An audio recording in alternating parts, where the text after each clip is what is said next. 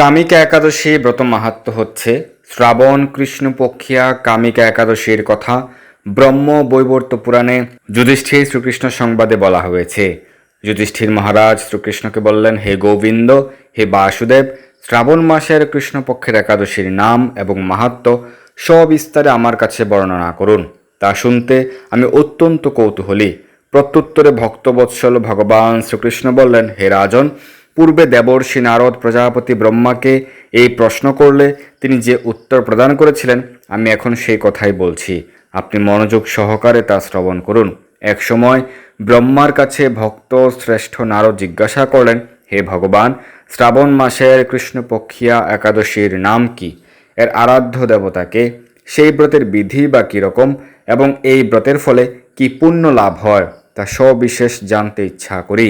আপনি কৃপা করে আমাকে তা জানালে আমার জীবন ধন্য হবে।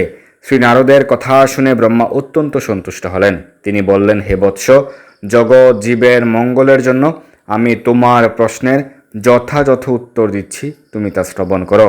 শ্রাবণ মাসের কৃষ্ণপক্ষিয়া একাদশী কামিকা নামে জগতে প্রসিদ্ধা। এই একাদশীর মাহাত্ম্য শ্রবণে বাজপেয় যজ্ঞের ফল লাভ হয়। ভগবান শ্রীহরির পূজা অর্চনা অপরিমিত পুণ্যফল প্রদান করে। গঙ্গা, গোদাবরী, কাশী, নৈমিষারণ্য, পুষ্কর ইত্যাদি তীর্থ দর্শনের সমস্ত ফল একমাত্র কৃষ্ণ পূজার মাধ্যমে কোটিগুণ লাভ করা যায়। সাগর ও অরণ্যযুক্ত পৃথিবীদানের ফল, দুগ্ধবতী গাভীদানের ফল অনায়াসে এই ব্রত পালনে লাভ হয়। যারা পাপপূর্ণ সাগরে নিমগ্ন, এই ব্রতই তাদের উদ্ধারের একমাত্র সহজ উপায়। এরকম পবিত্র পাপদূরকারী শ্রেষ্ঠ ব্রত আর জগতে নেই। শ্রীহরি স্বয়ং এই মাহাত্ম্য কীর্তন করেছেন। রাত্রি জাগরণ করে যারা এই ব্রত পালন করেন তারা কখনো দুঃখপ্রাপ্ত হন না।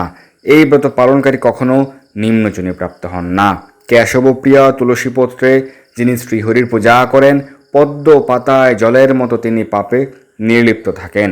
তুলসীপত্র দিয়ে বিষ্ণু পূজায় ভগবান যেমন সন্তুষ্ট হন, মণি মুক্তা আদি মূল্যবান রত্ন মাধ্যমেও তেমন প্রীত হন না। যিনি কেশবকে তুলসী মঞ্জরি দিয়ে পূজা করেন, তার জন্মার্জিত সমস্ত পাপ দূর হয়ে যায়। এ প্রসঙ্গে ব্রহ্মা বললেন, হে নারদ, যিনি তুলসীকে প্রত্যহ দর্শন করেন তার সকল পাপরাশি বিদূরিত হয়ে যায়। যিনি তাঁকে স্পর্শ করেন তার পাপমলিন দেহ পবিত্র হয়। তাকে প্রণাম করলে সমস্ত রোগ দূর হয়। তাকে জল সিঞ্চন করলে যমও তার কাছে আসতে ভয় পান। শ্রী হরিচরণে তুলসী অর্পিত হলে ভগবত ভক্তি লাভ হয়। তাই হে কৃষ্ণ ভক্তি প্রদায়িনী, তোমায় প্রণাম করি। যে ব্যক্তি হরিবাসরে ভগবানের সামনে দীপদান করেন, চিত্রগুপ্ত তাঁর পুণ্যের সংখ্যা হিসাব করতে পারে না। তার পিতৃপুরুষেরাও পরম তৃপ্তি লাভ করেন।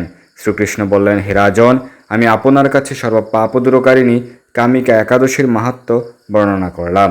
অতএব যিনি সর্বপাপদূরকারিণী মহাপুণ্য ফলদায়ী এই ব্রত পালন করবেন ও এই মাহাত্ম্য শ্রদ্ধা সহকারে পাঠ অথবা শ্রবণ করবেন, তিনি সর্বপাপ থেকে মুক্ত হয়ে বিষ্ণুলোকে গমন করবেন। হরে কৃষ্ণ।